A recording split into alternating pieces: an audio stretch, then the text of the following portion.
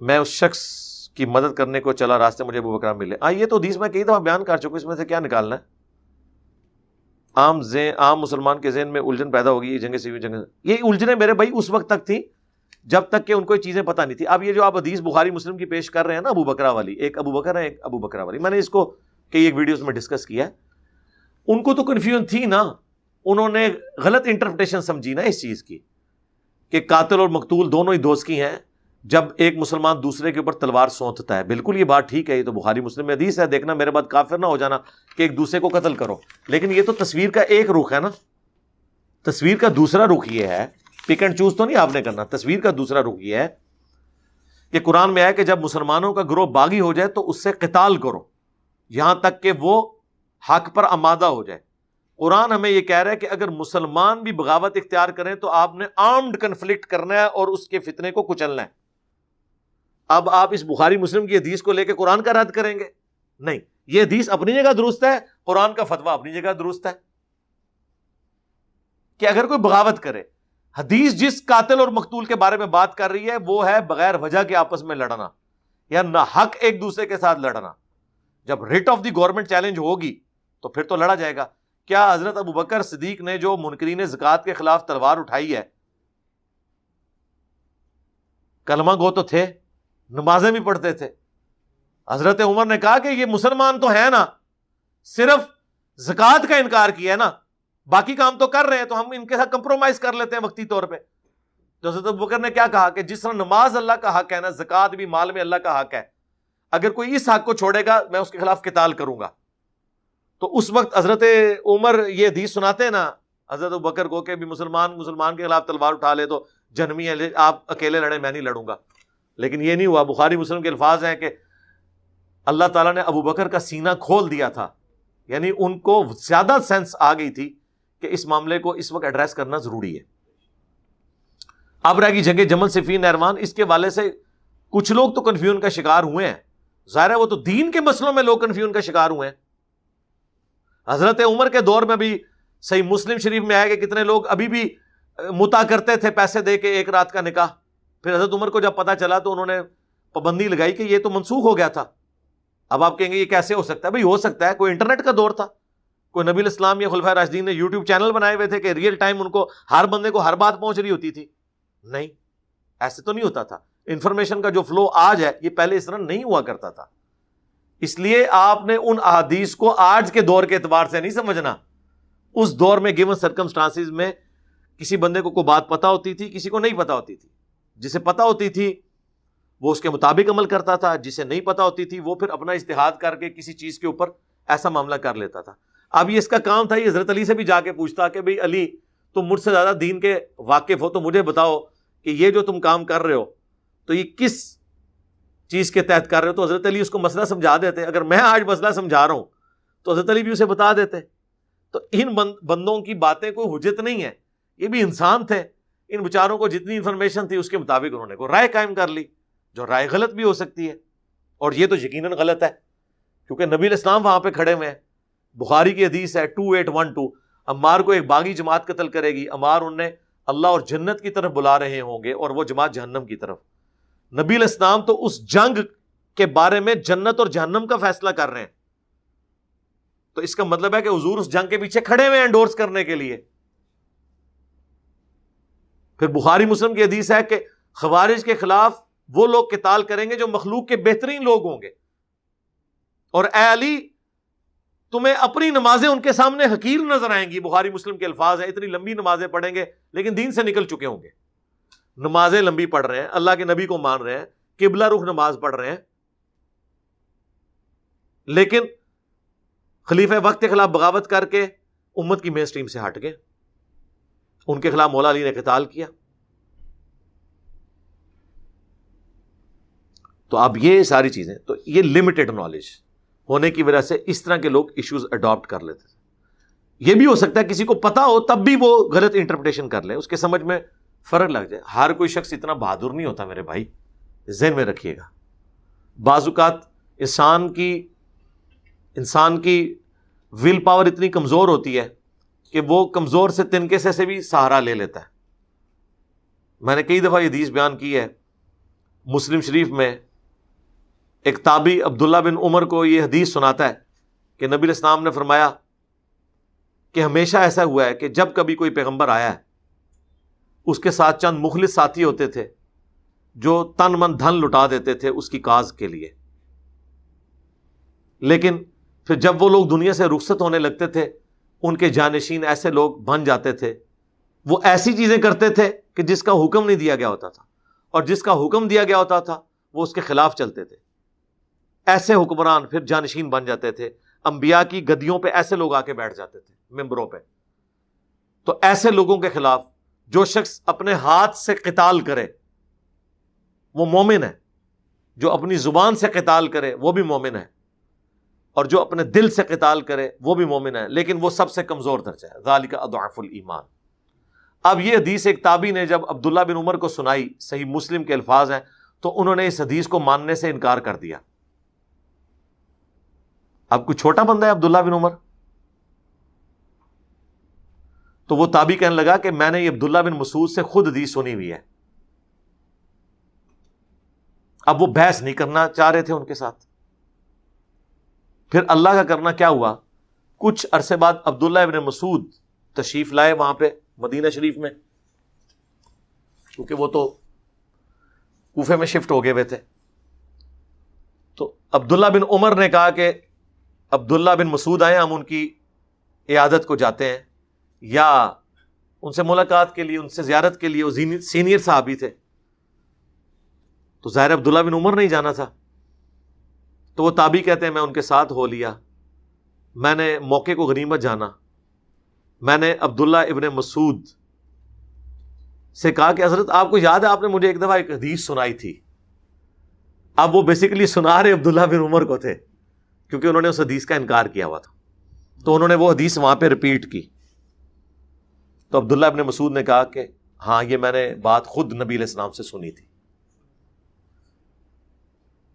اب اس تابعی کو تو ڈانٹ لیا تھا عبداللہ ابن عمر نے، عبداللہ ابن مسعود چونکہ ان سے بڑے عالم تھے، ان کے ساتھ تو وہ کنفرنٹ نہیں کر سکتے تھے، خاموش ہو گئے، ایکسیپٹ کر لیا کہ یہ حدیث ہے۔ لیکن عبداللہ بن عمر کی پوری زندگی حکمرانوں کے ساتھ اس اعتبار سے سولوشن اینڈ پہ وہ رہتے تھے، کنفرنٹ نہیں کرتے تھے، اور وہ ریزن ہمیں پتہ چل گئی، وہ یہ حدیثیں ان کو نہیں پتا تھی، ادروائز اسی لیے تو میں نے کہا تھا the difference between the natures of Ibn Umar and ابن علی۔ ایک طرف پیسو مزاج ہے عبداللہ ابن عمر کا، انٹروورٹ، ایک طرف ایکسٹروورٹ ہے حسین ابن علی، اور ان کا ایکسٹروورٹ ہونا بنتا ہے، کیونکہ حسین ابن علی کا غلط چیز کو تسلیم کرنا اس کو دین بنا دے گا، کیونکہ وہ وارث رسول ہیں، آل محمد ہیں، اللہم صلی علی محمد و آل محمد۔ اللہ نے پہلے بنی اسرائیل کو چنا تھا، اب بنو اسماعیل کو جہان والوں کے لیے چنا ہے۔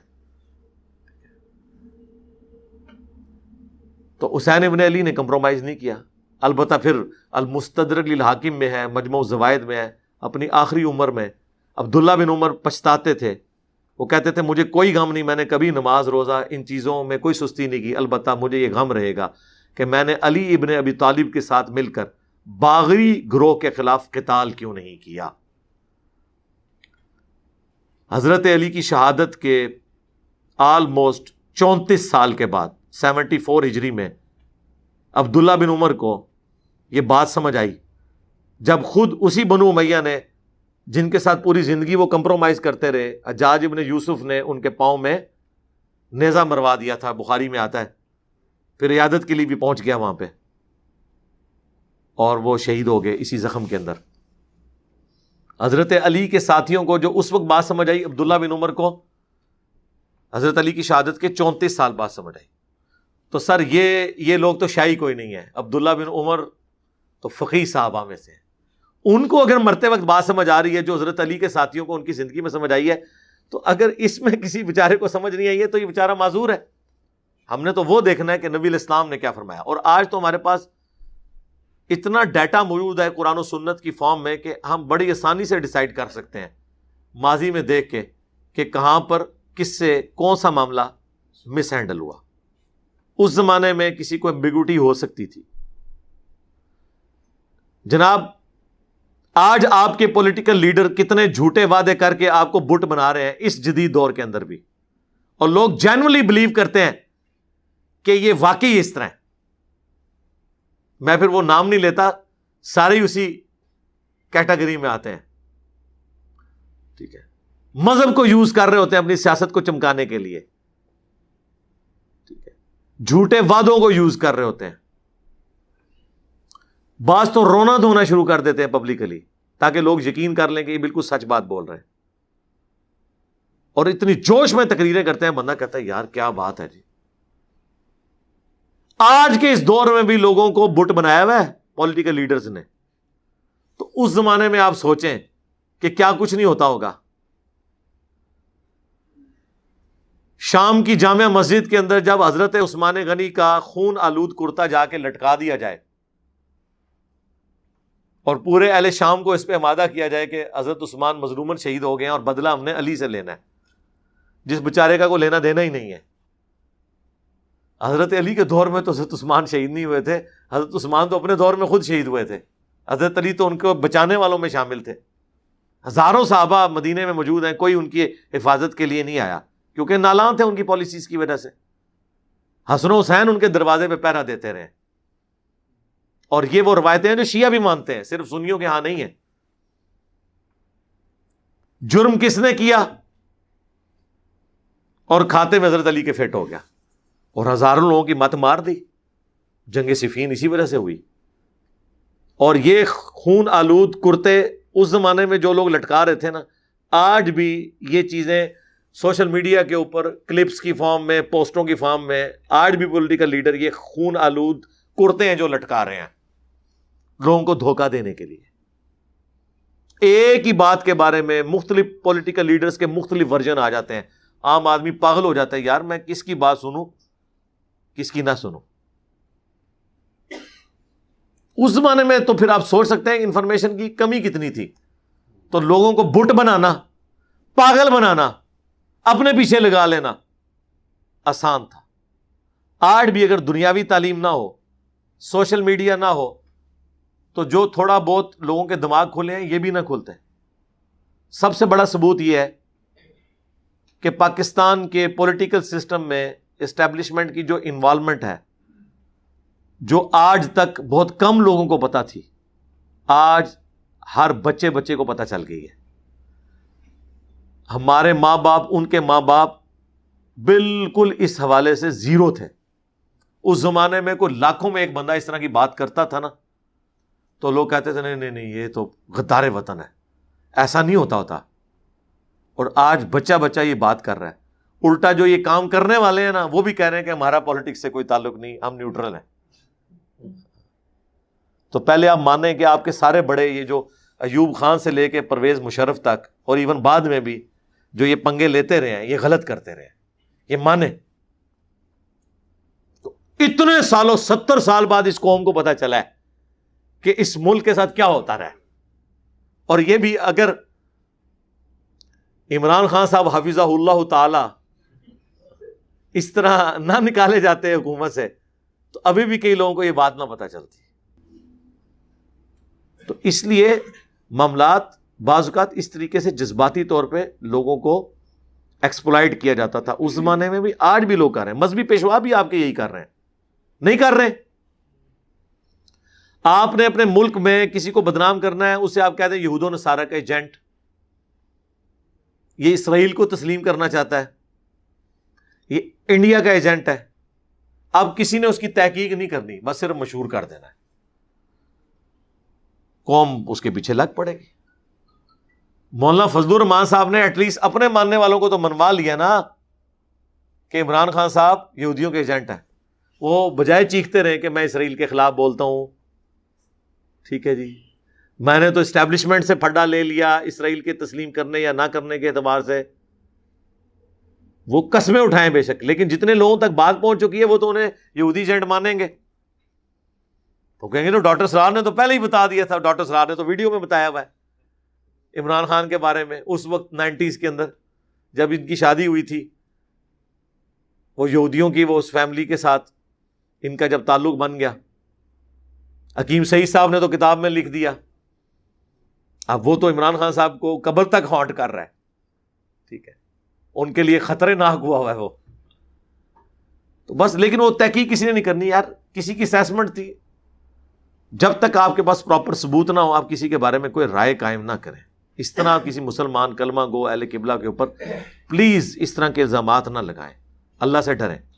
اور یہی بات میں عمران خان صاحب اور ان کے ماننے والوں کو کہوں گا کہ آپ بھی جو دوسروں کے بارے میں الزامات لگاتے ہیں، ثبوت کے بغیر آپ الزامات نہ لگائیں. قرائن کی روشنی میں تو کچھ بھی بتایا جا سکتا ہے.